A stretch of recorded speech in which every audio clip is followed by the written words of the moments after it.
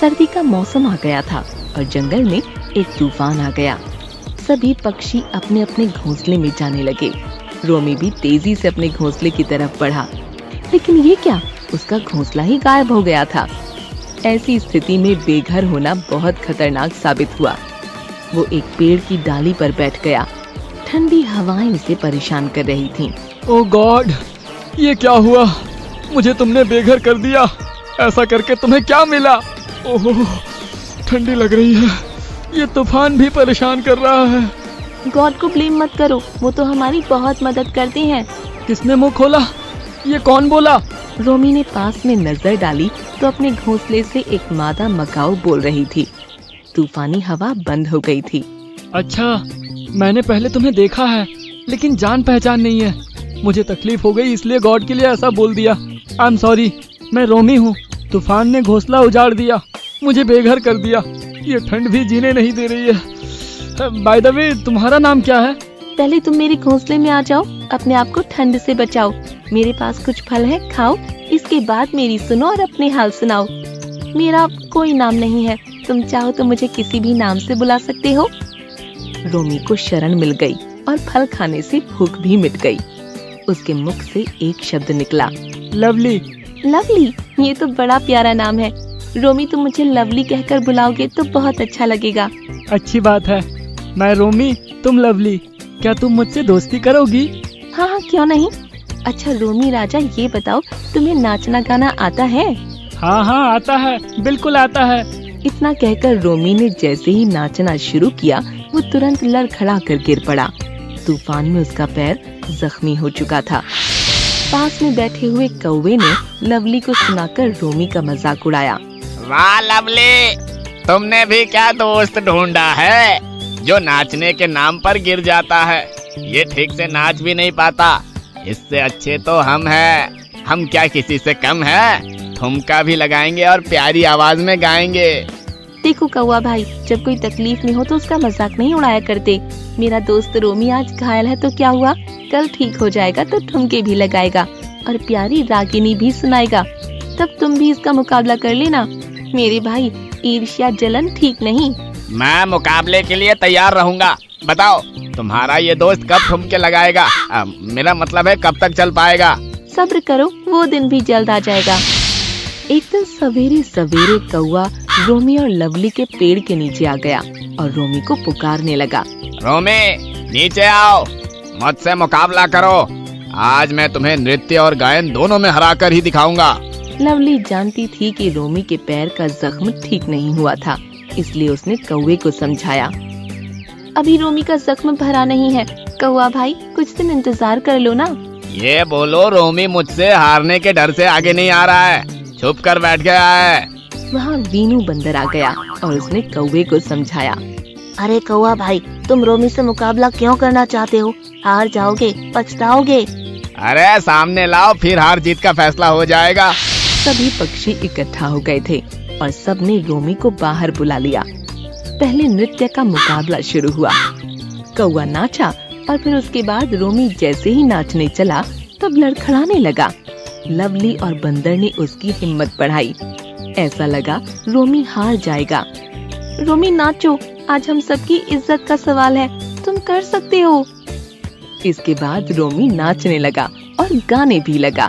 इतना सुंदर नाचा और गाया कि सब देखने सुनने वाले खुशी से झूम उठे। चारों तरफ उसकी तारीफ होने लगी। कौवे का शर्म से सर नीचा हो गया। जलन और घमंड के कारण उसे अपमान का घूंट पीना पड़ा। इसीलिए कहते हैं, कभी किसी से ईर्ष्या नहीं करनी चाहिए और घमंड को अपने पास बिल्कुल नहीं आने देना चाहिए।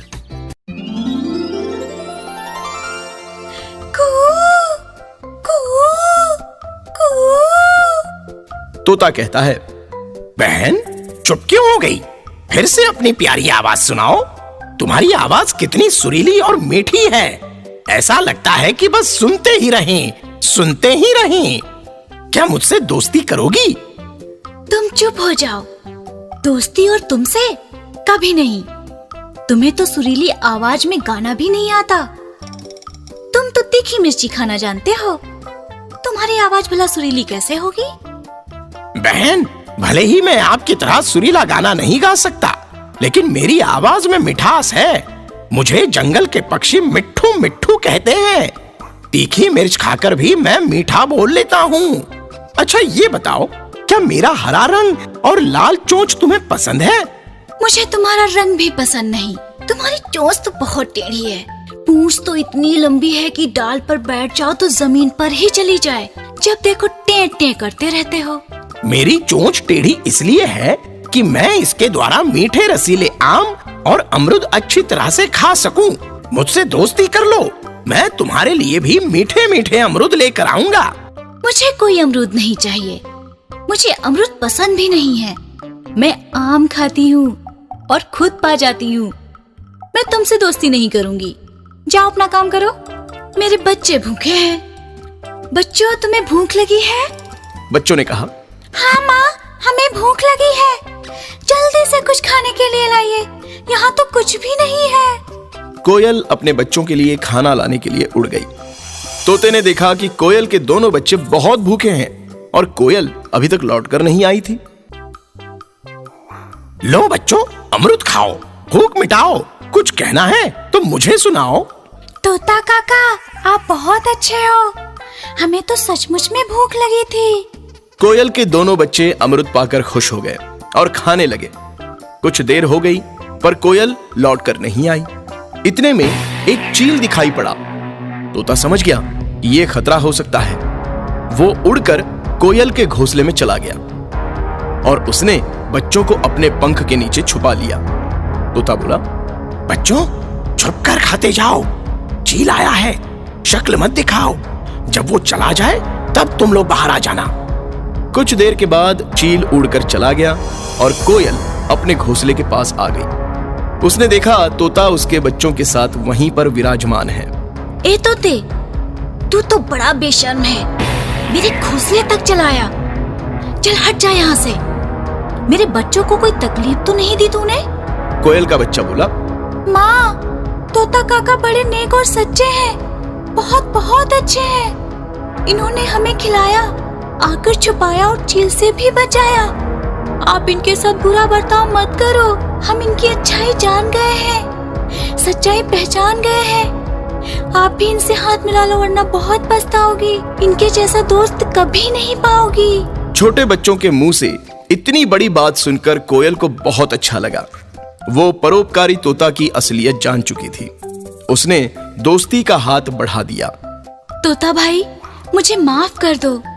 मैंने तुम्हें बहुत भला बुरा कहा, जबकि तुम सचमुच बहुत अच्छे इंसान हो। मैं तुम्हारी असलियत जान गई हूँ।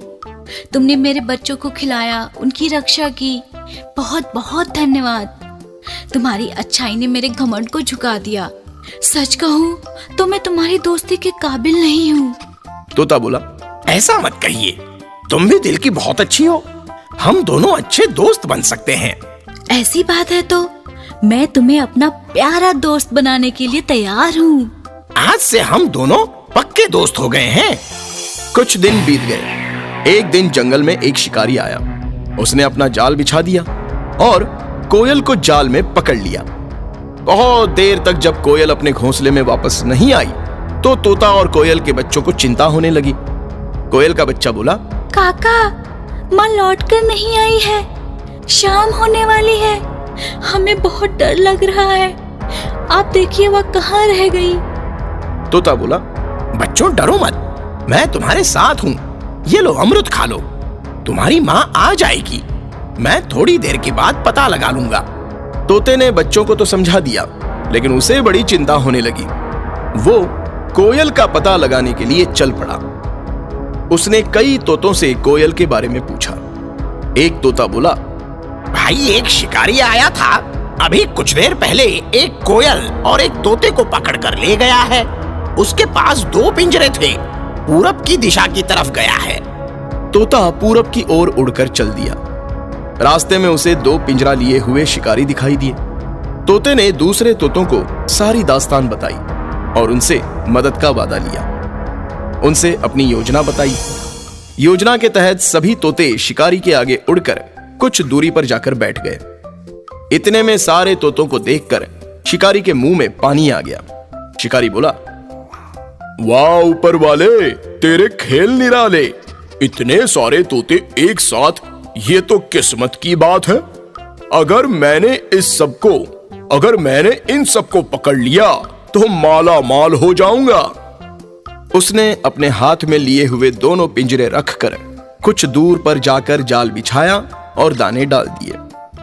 तोतों का झुंड तो सब कुछ समझ गया था और जाल के आसपास घूमने लगे। वो धीरे धीरे जाल के पास आते और फिर लौट जाते। शिकारी का पूरा ध्यान उनकी टोली पर था।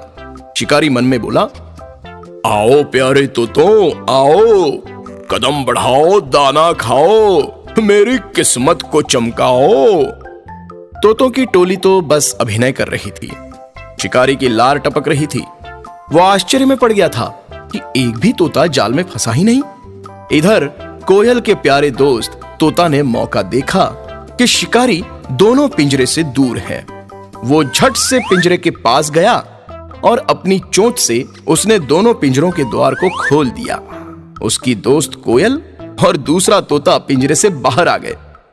तोता अपने दोस्त कोयल के साथ वहां से उड़ गया। शिकारी को आहट हुई और उसने पीछे मुड़कर देखा तो हाथ मलता रह गया।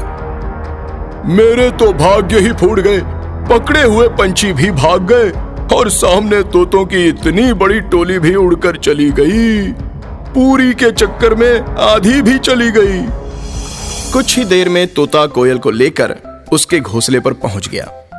कोयल के बच्चे काका के साथ मां को देखकर खुशी से झूम उठे। कोयल का बच्चा बोला, माँ आ गई, माँ आ गई। काका ने साथ दिया और माँ सचमुच आ गई। तोता काका, आप बहुत अच्छे और प्यारे हो, सबसे अच्छे काका, सारी दुनिया से न्यारे काका।